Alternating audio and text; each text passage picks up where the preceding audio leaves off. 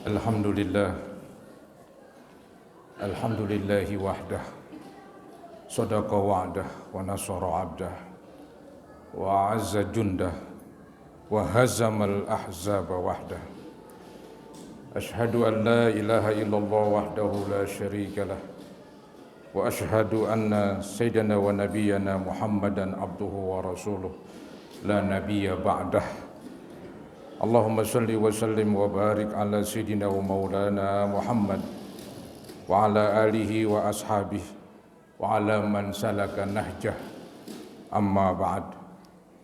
Ya ayyuhal muslimun, usikum wa iyaya bitaqwallahi wa ta'atih, faqad fazal muttaqun wa khasiral kafirun. Hadirin kaum muslimin rahimakumullah, segenap jamaah Masjid Jami Al-Ittihad yang saya muliakan. Mudah-mudahan kita semua dimuliakan oleh Allah Subhanahu wa taala. Amin ya rabbal alamin. Hari ini berbarengan dengan 2 hari kemuliaan, ya. Kemuliaan Hari Raya Idul Adha dan kemuliaan Hari Jumat. Kita mengharap kepada Allah, mudah-mudahan kita termasuk yang dimuliakan oleh Allah Subhanahu wa taala di dunia dan di akhirat. Amin ya rabbal alamin. Hadirin, suasana Hari Raya Idul Adha ya, masih hangat sekali. Kita masih dianjurkan untuk menyembelih hewan kurban dan juga masih dianjurkan untuk bertakbir, ya. Karena bertakbir ini ya, disunatkan setiap habis sholat, mulai dari hari 10 sekarang sampai hari 11, 12, 13. Ya, selepas sholat fardu atau selepas sholat sunat dianjurkan untuk bertakbir, mengagungkan asmaullah, membesarkan Allah Subhanahu wa taala. Maka kita diperintahkan untuk melaksanakan hal itu. Hadirin, kalau bertakbir memang masih dianjurkan, begitu juga ya, penyembelihan hewan kurban. Ya. Bila mana pada hari ini tidak ada kesempatan, masih ada esok hari. Masih ada lagi esok hari. Jadi sampai 4 hari dengan hari ini untuk kita menyembelih hewan kurban. Ada hadis Nabi yang berbunyi ayyamut tasyrik manharun. Artinya hari-hari tasyrik adalah hari kita disunatkan untuk berkorban. Memang berkorban ini kan merupakan syariat bukan saja Nabi Muhammad SAW, tapi juga syariat dari umat-umat terdahulu. Ada firman Allah yang berbunyi walikulli ummati ja'alna mansaka. Artinya setiap umat Allah syariatkan yaitu penyembelihan hewan kurban.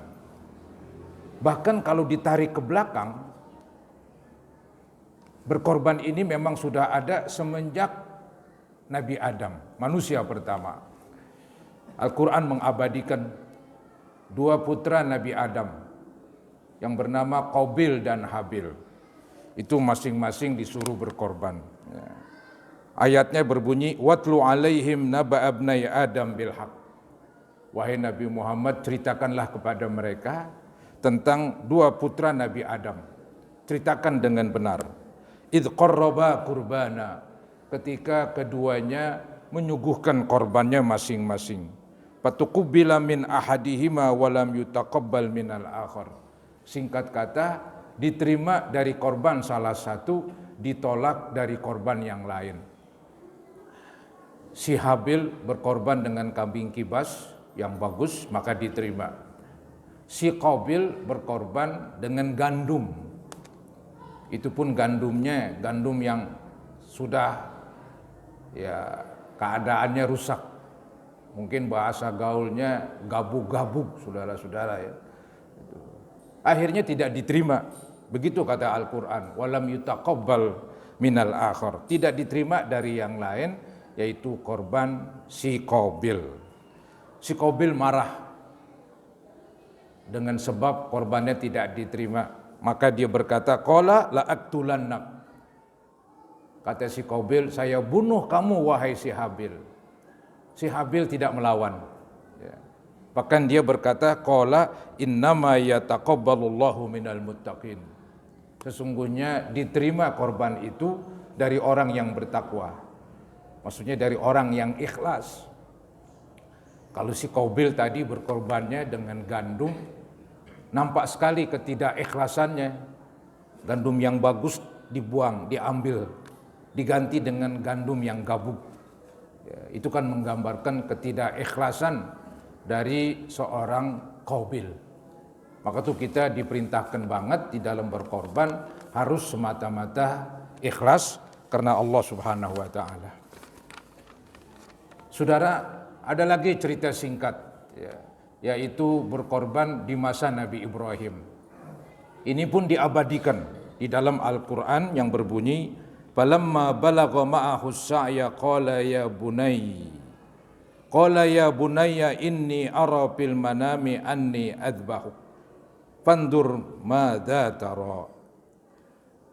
Artinya tatkala Ismail memasuki masa dewasa, ahli tafsir mengatakan antara 7-13 tahun. Ini Ismail adalah putra Nabi Ibrahim dari ibu Hajar. Ya. Ismail ini saudara-saudara sangat disayang. Tapi apa daya, Nabi Ibrahim mimpi menyembelih putranya. Ya. Mimpi seorang nabi adalah wahyu. Berbeda dengan mimpi kita. Boleh jadi itu permainan setan. Boleh jadi itu sesuatu yang kita pikirkan siang-siang, malam dibawa tidur.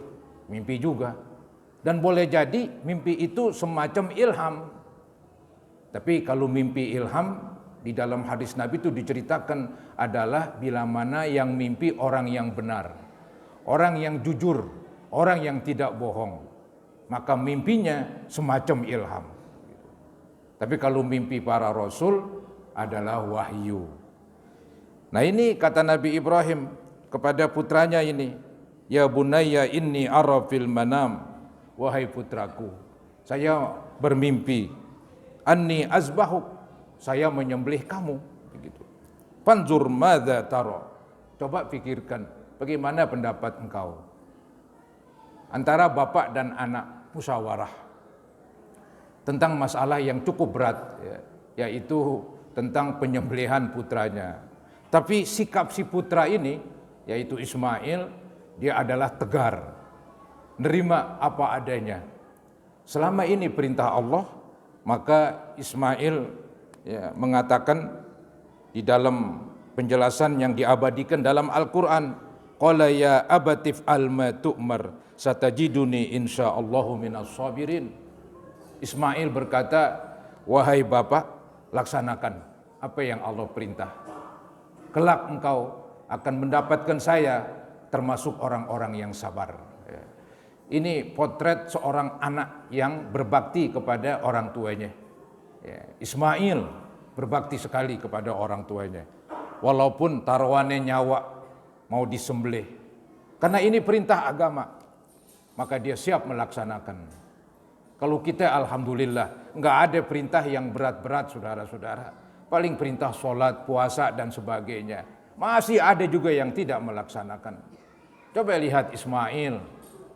Ya, diperintahkan untuk menyerahkan nyawanya. Dia mengatakan siap.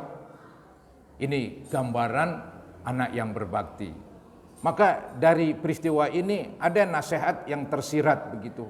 Supaya jadilah kita anak-anak yang berbakti, jangan menjadi anak-anak yang durhaka, yang menentang orang tua, ya, bapak dan ibunya. Itu dikhawatirkan tidak membawa kebaikan, justru membawa kesulitan. Yang saya khawatirkan kesulitan dunia, kesulitan akhirat, gara-gara menentang dan durhaka kepada ibu bapaknya. Hadirin, itu kisah berkorban ya, yang diabadikan oleh Al-Quran di masa Nabi Ibrahim. Juga Al-Quran mengabadikan tentang berkorban ini. Ya, di dalam syariat Nabi Muhammad SAW. Allah berfirman, "Fasholli li rabbika wanhar." Ini perintah Allah kepada Nabi Muhammad. Ya, termasuk perintah kepada kita sebagai umatnya. Fasholli li rabbik, salatlah untuk Tuhan kamu. Ya, ini ada yang mentafsirkan salat Idul Adha karena Allah. Kemudian wanhar, artinya sembelihlah hewan kurban. Jadi saudara-saudara, menyembelih hewan kurban hukumnya sunnah muakkadah. Ya. Ingat, jangan sampai ada gagal paham di sini. Boleh jadi ada yang paham, oh dulu saya telah berkorban, dulu saya telah menyembelih hewan kurban, maka sekarang tidak disuruh lagi. Oh tidak, saudara-saudara. Bukankah sholat Idul Adha berulang-ulang? Tahun yang lalu kita sholat Idul Adha, tahun sekarang juga demikian. Nah, menyembelih hewan kurban tak ubahnya dengan sholat Idul Adha. Jadi setiap tahun kita dianjurkan untuk menyembelih hewan kurban. Lebih-lebih yang mempunyai keluasan rezeki. Bukankah Nabi Muhammad SAW telah memberikan peringatan ya, di dalam hadisnya yang tenar itu, man wajada sa'atan falam yudahi fala yaqrabanna musallana. Siapa-siapa yang mendapatkan keluasan rezeki kemudian ogah berkorban, kata Nabi, jangan dekat-dekat tempat sholat Idul Adha kami. Artinya enggak sinkron, enggak pas orang ikut sholat Idul Kurban tapi enggak berkorban, padahal mempunyai kemampuan. Jadi saudara-saudara, begitulah agama memerintahkan kita. Maka tuh Nabi Muhammad SAW pernah berkorban 100 ekor onta ketika beliau melaksanakan ibadah haji, yaitu haji yang terakhir bagi beliau, karena setelah itu beliau wafat. Itu beliau menyerahkan 100 ekor onta. Ya, jadi digambarkan tuh di sana beliau memotong sampai 63 ekor. Begitu kuat ya, Nabi Muhammad SAW. Kemudian sisanya diteruskan oleh Imam Ali radhiyallahu anhu. Jadi saudara-saudara, berkorban memang sudah ada sejak dahulu. Mulai syariat pertama sampai syariat terakhir, syariat Nabi Muhammad SAW. Ada yang penting nih yang perlu kita ketahui di dalam berkorban ini, carilah hewan yang bagus. Ya. Jangan asal hewan, apalagi dia cacat. Ya, cacat seperti ya sakit, atau cacat seperti matanya buta sebelah, apalagi dua-duanya, kakinya pincang, badannya kurus, dan lain sebagainya. Itu yang cacat-cacat tidak dibolehkan dijadiin hewan kurban. Ya. Kemudian usahakan lagi jangan sampai memberi upah ketika menyuruh untuk menyembelih dan membersihkan hewan kurban, dia memberi upah dari bagian hewan kurban tersebut, entah kulitnya, entah kepalanya. Itu pun juga merusak saudara-saudara. Jadi serahkanlah hewan kurban, serahkan pula uangnya. Apalagi sebelum seminggu udah menyerahkan hewan kurban, itu kan hewan perlu makan. Siapa yang belikan rumputnya? Semestinya yang memilikinya itu. Jadi saudara-saudara, perlu kita ketahui aturan-aturan dalam berkorban, supaya korban kita bermutu, berkualitas, yang pada gilirannya korban kita diterima oleh Allah Subhanahu wa taala. Seperti korbannya yang tadi saya ceritakan, si Habil, korbannya diterima. Fatukubbila min ahadihima walam yutaqabbal minal akhir. Diterima dari salah satu, tidak diterima dari lainnya. Diterima dari si Habil, ditolak dari si Qabil. Karena si Qabil di samping memang enggak ikhlas, juga dia memilihkan ya tadi, yaitu gandumnya yang buruk-buruk. Maka dari itu Nabi Muhammad SAW memberikan peringatan supaya kalau berkorban harus mengikuti aturan seperti tadi yang telah saya singgung. Hadirin kaum muslimin rahimakumullah, segenap jamaah Masjid Jami' Al-Ittihad yang saya muliakan. Mudah-mudahan kita semua dimuliakan oleh Allah Subhanahu wa taala. Ada pesan, bolehlah kita sebut pesan moral dari penyembelihan hewan kurban ini. Apa pesan moralnya buat kita? Banyak sekali. Ya, di antaranya hendaklah kita punya kepekaan sosial, ya, membantu pihak-pihak yang lemah, khususnya lemah ekonomi gitu. Nah, dengan penyembelihan hewan kurban berarti kan kita memberikan kesempatan kepada orang yang jarang-jarang makan daging. Kita tahu daging itu kan lauk yang lezat. Orang yang normal senang dengan daging, saudara-saudara. Tapi orang-orang yang lemah ekonomi jarang sekali mereka. Nah, dengan adanya penyembelihan hewan kurban berarti kita memberikan kesempatan kepada mereka untuk menikmati lezatnya daging. Bahkan itu menurut kesehatan setiap 1 tahun itu dibutuhkan orang makan daging 8 kilo. Allah menciptakan hewan-hewan seperti kambing, kerbau, sapi. Itu memang untuk dikonsumsi oleh manusia. Allah ciptakan nih isi dunia untuk manusia, ya, maka mereka butuh daging. Lebih-lebih di daerah yang dingin, ya, itu badan butuh kehangatan. Nah, di antaranya yang memberikan kehangatan adalah daging. Maka dalam berkorban, juga kadang-kadang dalam akikah, itu Islam memberikan kesempatan kepada orang-orang yang lemah ekonomi untuk memberikan kepada mereka makanan lauk yang disebut daging. Hadirin saudara-saudara, perlu diketahui bahwa uang yang kita keluarkan untuk membeli hewan kurban itu merupakan uang milik kita. Maksudnya nih, harta yang kita miliki sekarang, entah itu rumah kah, entah itu mobil, motor dan sebagainya, itu bukan milik kita. Loh, kok bisa demikian? Karena itu kalau kita meninggal, kita tinggalkan. Adapun uang yang kita keluarkan untuk membeli hewan kurban, itulah milik kita. Gak bisa digugat, saudara-saudara. Ya. Maka Nabi Muhammad SAW berpesan, fa inna ma lahu maqaddama. Ini hadis riwayat Imam Bukhari. Sesungguhnya harta seseorang yang ia telah keluarkan. Ya. Rumah yang hebat, ya. Kemudian mungkin juga bangunan atau pabrik dan sebagainya, itu bukan milik kita itu. Kalau kita mati, kita lepas. Tidak bawa sedikit pun. Memang betul, itu bukan harta kita.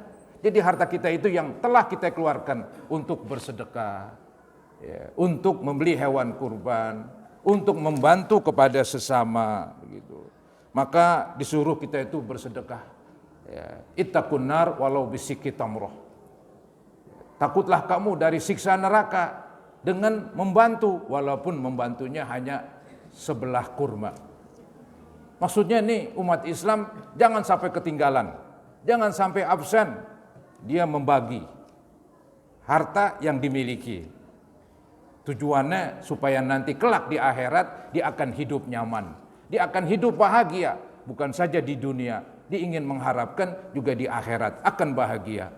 Yaitu dengan memberikan dan mengeluarkan sebagian hartanya. Itulah potret orang kaya yang bersyukur. Bukan bersyukur itu hanya mengucapkan alhamdulillah, tapi bersyukur itu saudara-saudara, yaitu mempergunakan itu harta dan disalurkan. Disalurkan sudah tentu di tempat-tempat yang baik. Itu yang namanya bersyukur. Jadilah kita orang kaya yang bersyukur. Apabila kita menjadi orang miskin, jadilah miskin yang sabar. Jangan gara-gara miskin kita berbohong, kita menipu, kita mengambil hak orang lain, mengambil hak umum. Ini yang berat saudara-saudara. Orang Islam tidak ada kecuali kalau jadi orang miskin yang sabar.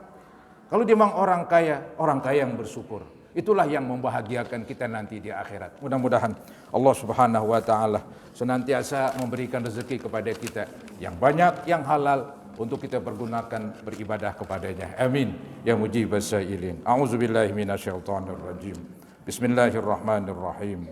Inna a'tainakal kautsar fasholli lirabbika wanhar inna syani'aka huwal abtar. Barakallahu li wa lakum fil Qur'anil azim wa nafa'ani wa iyyakum bima fihi minal ayati wa zikril hakim wa taqabbala minni wa minkum tilawatah innahu huwas samiul alim. Aqulu qawli hadza wa astaghfirullah li wa lakum wa liwalidayya wa liwalidikum wa li jami'il muslimina wal muslimat والمؤمنين والمؤمنات فاستغفروه إنه هو الغفور الرحيم.